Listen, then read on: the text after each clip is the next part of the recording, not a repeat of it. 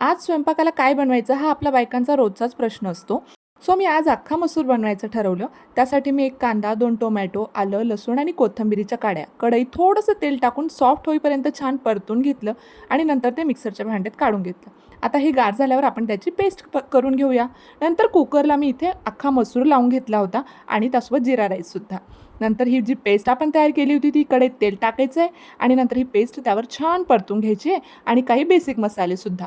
1 चमचा लाल तिखट, अर्धा चमचा हळद, 1 चमचा गोडा मसाला आणि 1 चमचा धण्याची पावडर. हे सगळे मसाले व्यवस्थित परतून घ्यायचे आहेत आणि नंतर आपण जो शिजवून घेतलेला, घोटून घेतलेला मसूर आहे तो ह्यात घालायचा आहे आणि लगेच तुम्ही तुमच्यानुसार कन्सिस्टन्सी मेंटेन करून घ्यायची पाणी टाकून आणि कोथिंबीर घालून मी एक उकळी काढून घेतली. इकडे तडका तयार केला.